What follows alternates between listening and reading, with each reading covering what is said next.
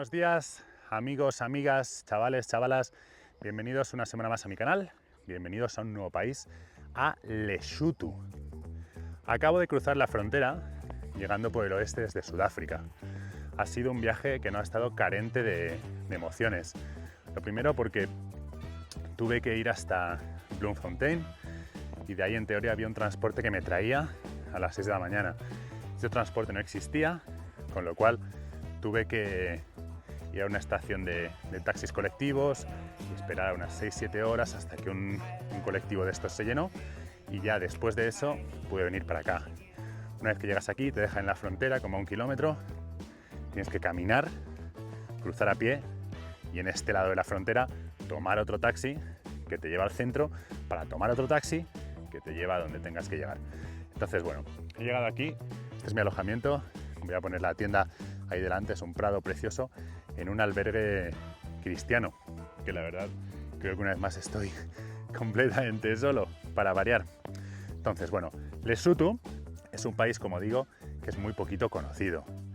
Otra de las particularidades, como digo, es que está completamente rodeado por un solo país, en este caso Sudáfrica. Esto solo ocurre en el mundo en 3 ocasiones: San Marino, Vaticano, los dos en Italia, y aquí. Esto se debe principalmente a que en el siglo XIX aquí habitaban los Basuto. Los Basuto estaban recibiendo un montón de presión por el sur por los afrikaners. Los afrikaners que eran los descendientes de los holandeses. No nos olvidemos que eran pues unos tíos muy racistas, muy supremacistas y muy salvajes. Total, que optaron por el mal menor, que el mal menor pasaba por ir a Inglaterra y decirle a la reina Victoria que les echase un cable y les diese protección. Y de esta forma este territorio se convirtió en un protectorado británico, hasta que consiguió su independencia en los años 60. Hoy se caracteriza principalmente por ser un país extremadamente montañoso. De hecho, su sobrenombre, apelativo, apodo, como quieras denominarlo, es el Reino de las Montañas. Y para eso he venido yo aquí, precisamente, para ver montañas, para subir montañas, cerros, picos, senderismo, hiking, trekking, como lo quieras llamar. Entonces, hay poquísima información online, esa es la realidad.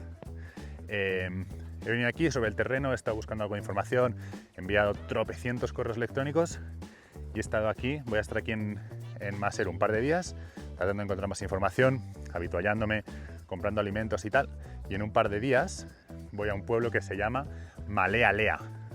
Desde ahí pretendo tomarlo como base de operaciones para explorar todo el interior del país. Un país muy rural, un país muy auténtico, con nada de turismo, la verdad, muy poquito, así que tengo muchas ganas.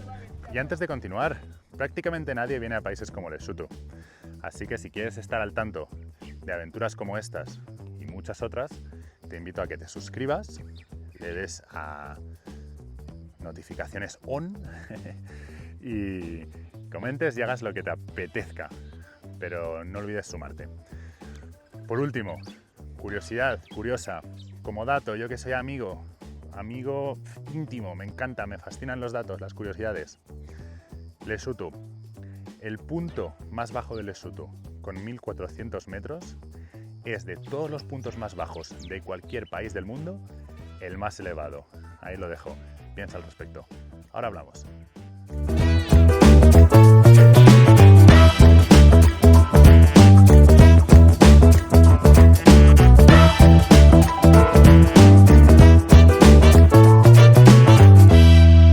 Llegué ayer a la ciudad de Maseru, que como digo es la capital de Lesotho. He estado aquí 2 noches y básicamente he estado habituallándome. He estado comprando todo lo que necesito para luego la aventura de la montaña. Venía reflexionando, la verdad, porque hasta ahora el viaje, entre unas cosas que ha sido mucho monumentos, safaris, paisajes, que es maravilloso, ¿eh? O sea, no me quejo, es cojonudo, pero no todo es eso. En un viaje de estas características, sin billete de regreso, creo que también es guapo y interesante contar un poco el día a día, ¿no? Porque la vida aquí en África, en estos países, cómo se vive, pues no tiene nada que ver. Y yo personalmente soy una persona que se adapta muchísimo, voy hablando con todo el mundo, voy conociendo gente y eso está dando que se produzcan situaciones súper extrañas, la verdad. Ayer conocí a una chica en la frontera, me acompañó en el taxi, estuvimos hablando y me dijo que si quedábamos por la tarde a tomar algo y tal. Y le dije que cool, cómo no, ¿no? era la única persona que conozco en este país. Tal quedamos, me llevó a tomar algo, no sé cuántos, y me dijo, oye, ¿no te importará que vengan mi madre y mi tía? Y yo, no, claro, cómo no, cuanto más mejor. Nunca supe si era una cita, honestamente, pero al parecer no lo era. Llegaban la madre y la tía, señoras más o menos 60, 70 años, hablaban entre ellas en su idioma, en basuto, y bueno, pues se veían así como que estaban tramando algo casi. Hasta que al final la tía lo soltó, ¿no? Me dijo que estaba buscando inversores extranjeros porque querían abrir un lodge, un stage en una tierra que tenía, y yo le dije, joder, creo que te has topado con la persona equivocada, duermo en una tienda, voy por ahí por la vida sin ningún tipo de nada, pero claro, es lo que yo pienso, ¿no? Al final para ellos cualquier ser humano blanco es rico, ¿no? Y en cierto modo lo somos. Simplemente el poder venir aquí y viajar ya es un privilegio que la mayoría de la gente no tiene. Y nada, aparte de eso, también me he hecho bastante amigo del camping donde me estoy quedando, y me he dado cuenta que una cosa que a mí particularmente me mola bastante es el hecho de que aquí la gente usa nombres que significan algo, ¿no? Son nombres que no tienen por qué haber existido antes, simplemente pues si ese día ha ocurrido algo, pues le dan ese nombre, ¿no? O si le conmemora algo, pues le ponen ese nombre. Justo estaba hablando con el chico este y me ha contado al respecto de su nombre, el nombre de su familia y tal. Así que digo, bueno, le voy a grabar un poco y que nos lo cuente. Oh, thank you, sir. My name is Tsidiso. Tsidiso means like console. I named Tsidiso because I born after a dead person. My mother told me that my sister was passed away, so it's like I came to console her. Y bueno, una cosa de la que de verdad no he hablado absolutamente nada y me sorprende en mí mismo, porque soy lo que se denomina un glotón de categoría, es de la comida. Yo la verdad es que voy por la vida comiendo todo lo que me encuentro. Voy sobre todo a comida callejera, o días como hoy que es domingo y no hay señoras vendiendo, voy al supermercado y compro lo que haya. Por 1,5 €, 2 € tienes un plato completo. Como podéis ver hoy, cogí uno que es una pata de pollo y pies de pollo, vamos. Pero vamos a probarlo, yo lo he enseñado. Y es que siempre, la verdad, me mola ir ahí comiendo lo que encuentro. Y siempre, desde pequeño, he sido menos escrupuloso que una gallina, la verdad. Entonces voy probando todo. De momento, en el mes y medio que llevo, no me he puesto enfermo ni una vez. Estoy bebiendo agua del grifo, sé que no debería. Estoy comiendo todo lo que pillo, sé que quizá no debería. Pero vamos, estoy como Dios. Así que vamos a ver esta patita. A ver esta patita de pollo, si se enfoca. Ahí estamos. Vamos a ver qué tal.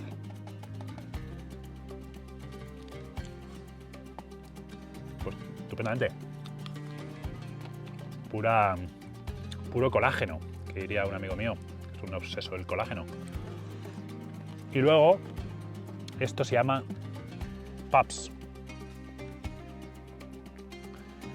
El Paps constituye el alimento básico aquí.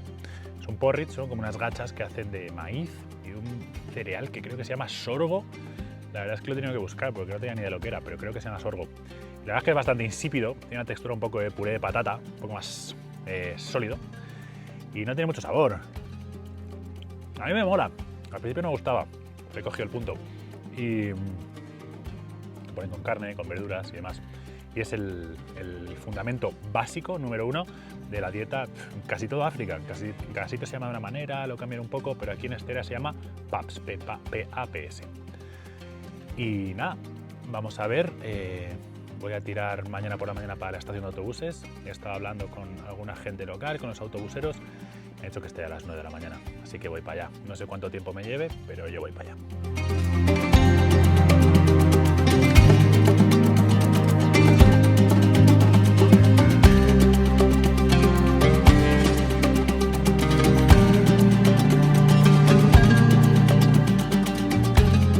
Bueno, como he ido diciendo, estoy esperando para coger el autobús para ir a Malealea.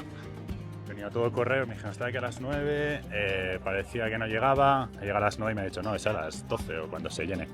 Así que mientras tanto pues aquí estoy, dando un paseíto y esperando. Me han invitado unos chavales a jugar a los dados con ellos y he perdido todo, claro, bueno, qué sé yo, si han jugado limpio o no, yo quiero creer que sí. Pero bueno, aquí experiencias.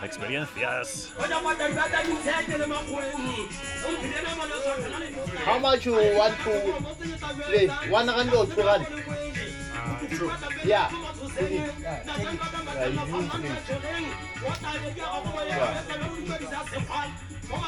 Yeah, you play. Yeah, you want take 2 rand.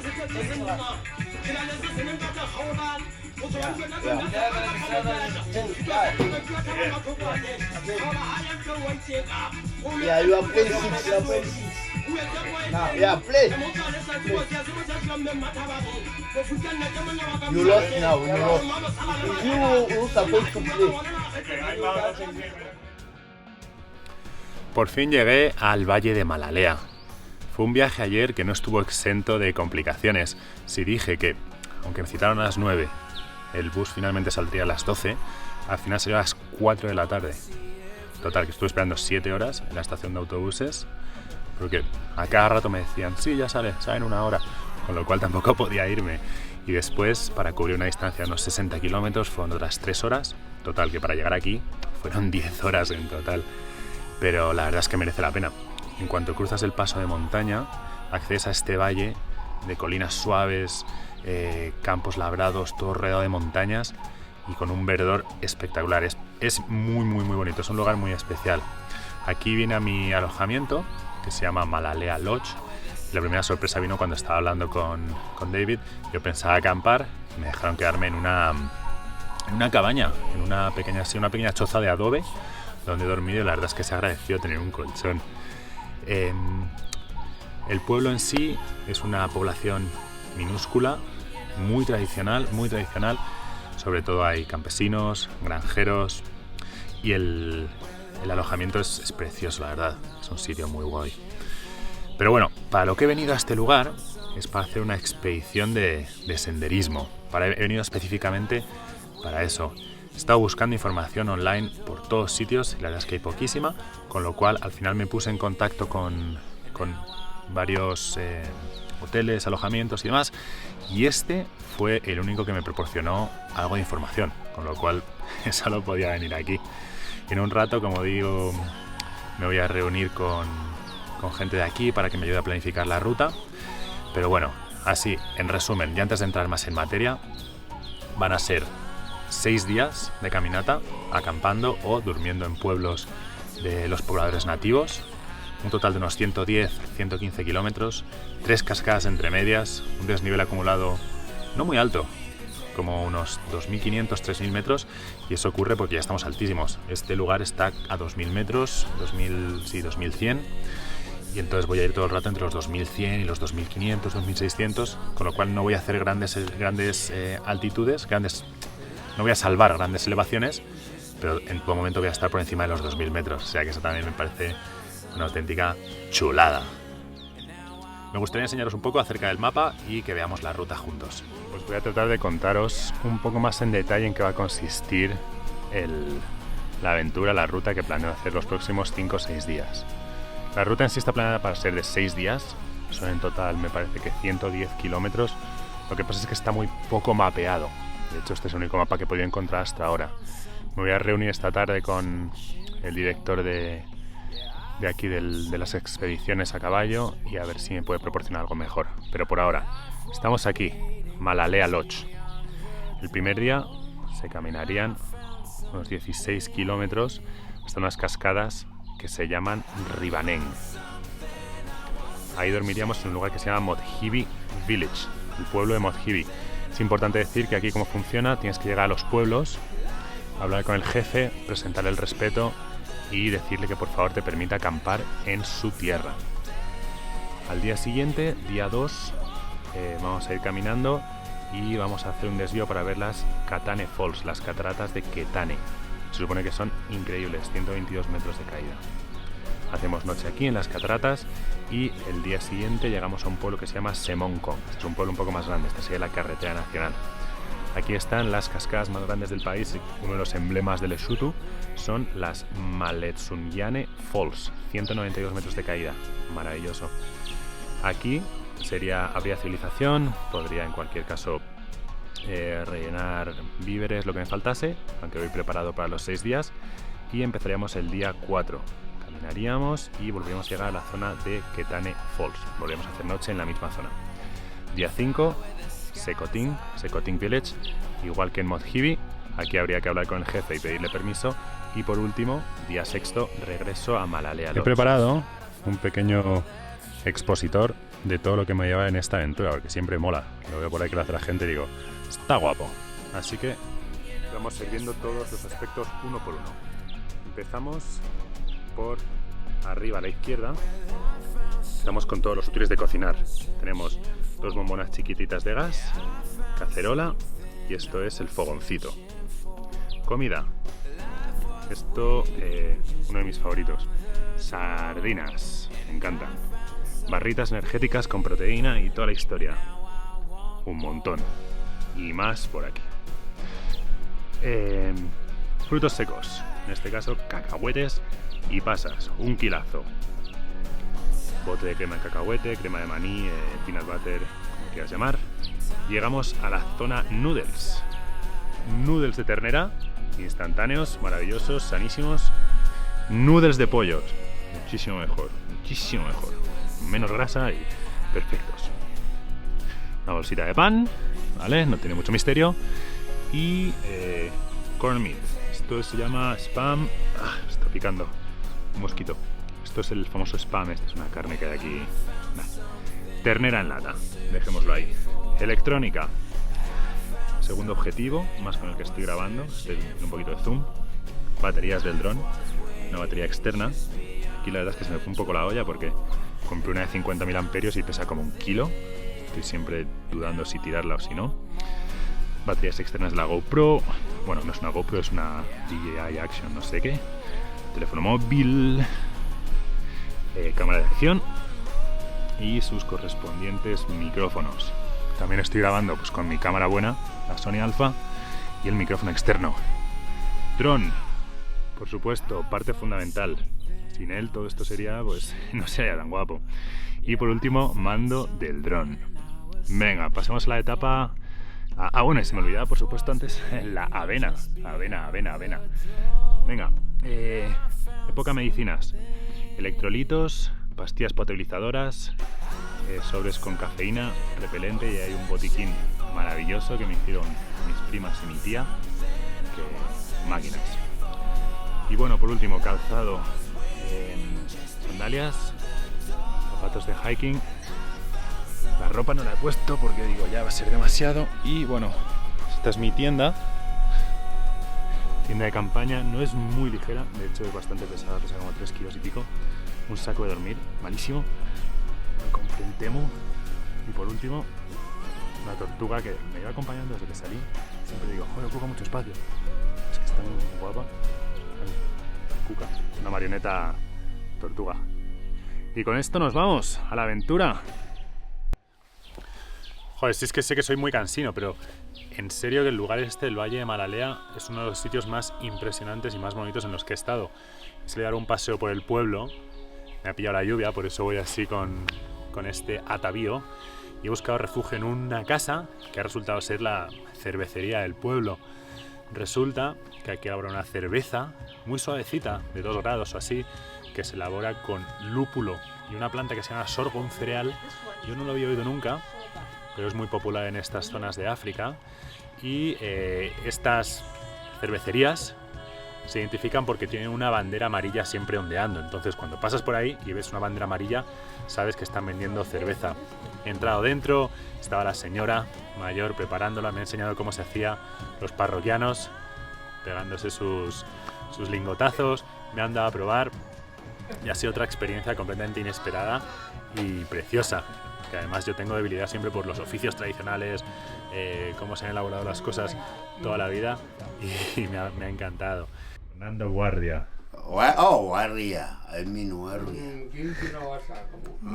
Thank you, sir. Ya he vuelto, he terminado y me he encontrado que estaban aquí el coro, un coro municipal, cantando unas canciones con las que os voy a dejar ahora. Y nada, voy a ir cerrando, me voy a ir despidiendo. Muchas gracias, espero que os haya gustado el vídeo. Estoy muy emocionado porque mañana empieza la aventura de esta ruta, pero si ya lo dejamos para el próximo vídeo. Hasta luego, familia, un abrazo.